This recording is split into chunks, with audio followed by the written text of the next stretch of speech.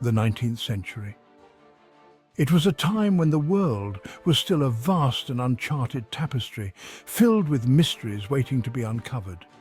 Nations, driven by ambition and a thirst for discovery, sent forth their bravest souls to unveil its secrets, to map the unknown, and to claim new territories. Great Britain, with its proud maritime heritage and a legacy of seafaring excellence, stood at the forefront of this age of exploration.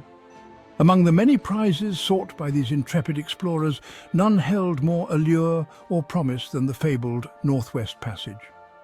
A sea route through the treacherous Arctic archipelago, it promised a shortcut to the riches of the Orient, a direct path to the wealth of Asia.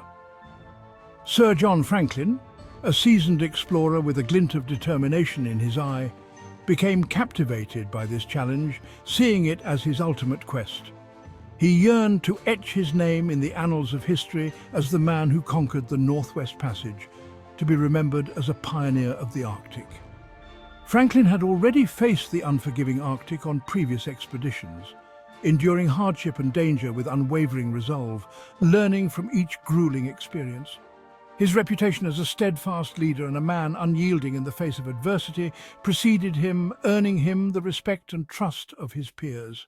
In 1845, Franklin was granted command of a daring expedition to navigate the Northwest Passage, a mission that would test the limits of human endurance. Two stalwart ships, HMS Erebus and HMS Terror, were chosen for this perilous voyage, each a symbol of British naval prowess. Both were veterans of polar exploration, their hulls reinforced to withstand the crushing embrace of the ice, a testament to the ingenuity of their design. They were equipped with the latest technology, a testament to Victorian ingenuity, and provisioned for a 3-year journey into the unknown, prepared for every conceivable challenge. Little did Franklin and his crew know that their expedition would become one of history's most enduring mysteries, a chilling tale of courage, endurance, and the unforgiving power of nature, a story that would captivate generations. The Arctic, a realm of stark beauty and deadly silence, awaited them, ready to test the limits of human resilience and the spirit of exploration. The stage was set for a drama that would unfold over decades, leaving an indelible mark on the collective memory of exploration, a saga of human endeavour against the might of nature. On a crisp May morning in 1845, the River Thames bustled with activity. The river was alive with the sounds of dockworkers shouting, seagulls calling, and the rhythmic clanging of ship bells. The air crackled with excitement and anticipation. People from all walks of life had gathered, their faces alight with curiosity and hope. HMS Erebus and HMS Terror, their flags fluttering proudly in the breeze, stood ready to embark on their momentous voyage. These ships, symbols of human ingenuity and ambition, were the pride of the Royal Navy. Crowds gathered along the riverbanks, their cheers echoing across the water, bidding farewell to the intrepid explorers. Families waved handkerchiefs and children clung to their parents, eyes wide with wonder. Sir John Franklin, his face etched with a mixture of determination and quiet confidence, surveyed the scene with a keen eye. He was a seasoned explorer, a man who had faced the unknown many times before. He knew the gravity of the task ahead, the risks involved, yet he remained undeterred. The weight of history and the hopes of a nation rested on his shoulders. The lure of the Northwest Passage, the chance to write his name in the annals of exploration, fueled his resolve. This was not just a journey, it was a quest for glory, a mission to unlock the secrets of the Arctic. With a final salute to the throngs gathered on shore, Franklin gave the order to set sail. The moment was charged with emotion, a blend of pride, hope, and a touch of melancholy. The ships, their sails billowing like the wings of giant birds, glided down the Thames, leaving behind the familiar comforts of home. The journey ahead was fraught with uncertainty, but also with the promise of discovery. The sun glinted off the icy waters as they charted a course northward towards the unknown. The vast expanse of the Arctic awaited them, a realm of ice and mystery. As England faded into the distance, a sense of adventure settled upon the crew. They were leaving behind the known world, stepping into the pages of history. They were a diverse group, these men who had volunteered for such a perilous undertaking.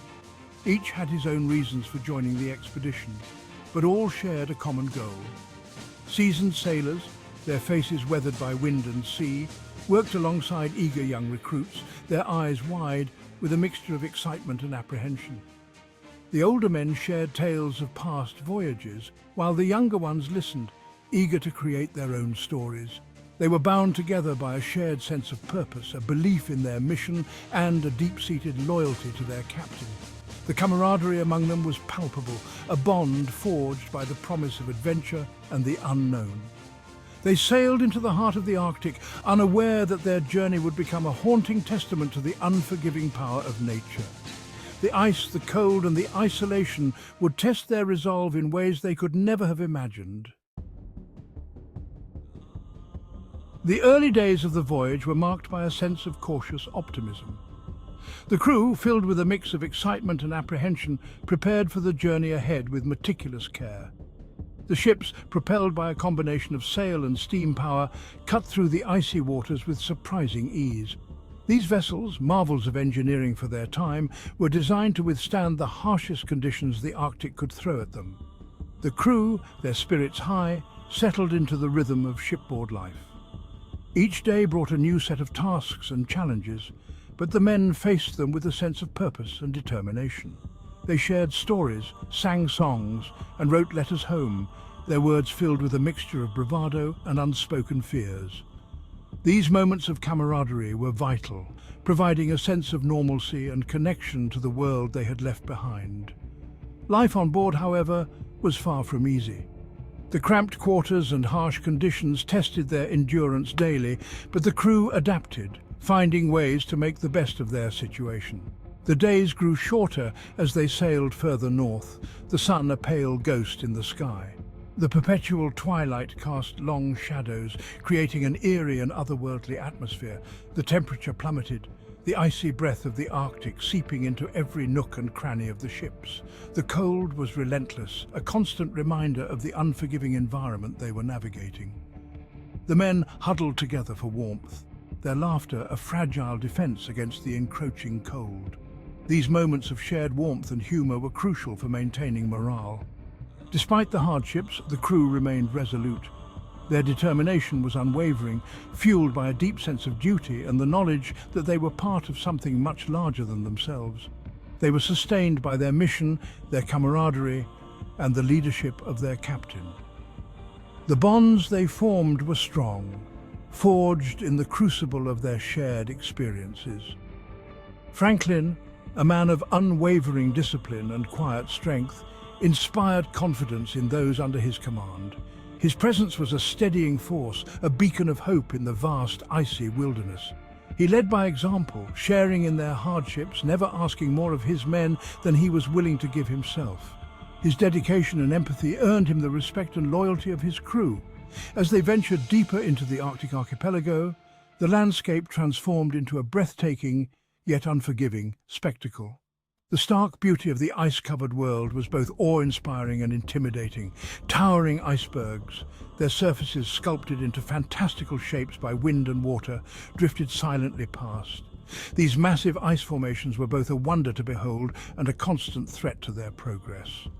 The sun, when it did appear, cast an ethereal glow over the ice-choked channels, turning the world into a surreal and shimmering dreamscape. This fleeting beauty was a stark contrast to the harsh reality of their journey, a reminder of the delicate balance between wonder and danger in the Arctic. The Arctic, however, is a mistress of disguise. Beneath its stark beauty lies a heart of ice, unforgiving and relentless. As the ships pressed westward, the ice began to close in, its grip tightening like a vice. The once open channels narrowed, choked by a labyrinth of ice floes that ground against the ship's hulls like teeth gnashing in the night. The Erebus and Terror, despite their reinforced hulls, were ill-equipped to withstand the relentless pressure of the ice.